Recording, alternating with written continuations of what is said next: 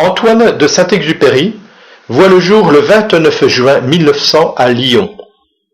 Il passe son enfance au château de Saint-Maurice de Rémence, où il imagine sans cesse de nouveaux jeux qu'il partage avec son frère et ses 3 sœurs. Il est très intéressé par le monde qui l'entoure, notamment par l'aviation qui le fascine. Il reçoit le baptême de l'air en 1912 sur le terrain d'Ambérieu. Cette expérience fait naître en lui une grande passion. En 1921, il intègre le 2e régiment d'aviation de Strasbourg pour effectuer son service militaire. Il occupe un poste de mécanicien mais rêve de voler. Il se met donc à prendre des cours au sein d'une compagnie civile. Le 23 décembre, après avoir été affecté à Rabat au Maroc, il obtient son brevet de pilote militaire. L'année suivante, il suit les cours d'élève officier de réserve et reçoit le grade de lieutenant. Une fois libéré de ses obligations envers l'armée, Saint-Ex trouve une place de représentant pour les camions Saurer. Mais ce travail ne le motive pas. Il ne pense qu'à une chose, l'aviation. Chaque période de réserve est pour lui comme une bouffée d'oxygène.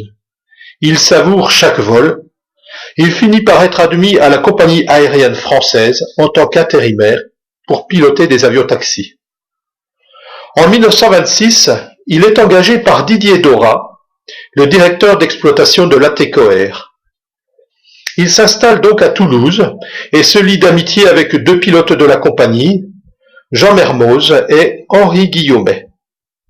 Après une courte période passée dans les ateliers, il commence à acheminer le courrier vers Alicante par la voie des airs. Ses talents de diplomate poussent Dorat à le nommer chef d'escale à Cap-Juby au Maroc. Antoine est heureux, il peut vivre pleinement ses 2 passions, l'aviation et l'écriture. En 1929, Gallimard publie son premier roman, Courrier Sud, et Didier Dorat l'envoie en Argentine pour prendre la tête de l'Aeroposta Argentina. Le 13 juin 1930, on le prévient qu'Henri Guillaumet a disparu en franchissant les Andes. Saint-Ex saute dans un avion et vole de longues heures à la recherche de son ami. Quand il apprend qu'on l'a enfin retrouvé, il part le récupérer. Guillaumet lui confie alors « Ce que j'ai fait, je te le jure, jamais aucune bête ne l'aurait fait. » En fin d'année, il rencontre Consuelo, une jeune veuve de 29 ans, dont il tombe rapidement amoureux. En 1931, il rentre en France et épouse cette ravissante salvadorienne. Cette même année, il reçoit le prix Femina pour Vol de nuit et devient reporter pour Paris Soir. En 1935, il achète un Caudron Simoun pour tenter de battre le record d'André Japy sur le raid Paris-Saïgon. Il décolle du Bourget le 29 décembre en compagnie du mécanicien André Prévost. Le lendemain, dans la nuit, il s'écrase en Libye. Perdu dans ce désert hostile, il rêve, pense à sa vie et à ce fils qu'il n'a pas. C'est ainsi qu'il imagine sa rencontre avec un petit garçon, venu d'ailleurs, qui lui demande de lui dessiner un mouton. Le temps passe, la soif devient terrible, insupportable. Il pense qu'il est perdu. Au bout de 4 jours, un bédouin aperçoit les 2 hommes et vient à leur secours. Saint-Ex lui rendra hommage dans Terre des hommes à travers ces quelques lignes. Tu ne nous as jamais dévisagés, et déjà tu nous as reconnus.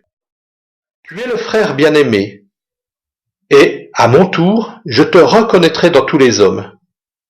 Tu m'apparais baigné de noblesse et de bienveillance, grand seigneur qui a le pouvoir de donner à boire. Après cet accident, qui est pour lui le 4e, il part faire un reportage sur la guerre d'Espagne. Le 7 décembre 1936, il apprend que la Croix du Sud, l'hydravion de Jean Mermoz, vient de disparaître au-dessus de l'Atlantique. Antoine accuse le coup. Le 3 septembre 1939, la France entre en guerre. Le capitaine de Saint-Exupéry est mobilisé et affecté au groupe de reconnaissance 233. Il vole sur Potez 63, puis sur Bloc 174. Le 23 mai 1940, il prend des photographies d'Arras pendant que les chars allemands envahissent la ville.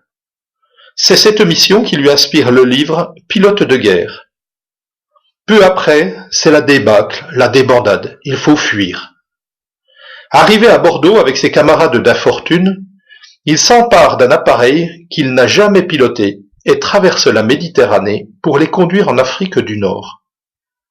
Après l'armistice, il s'exile aux États-Unis afin de convaincre les Américains d'intervenir en Europe.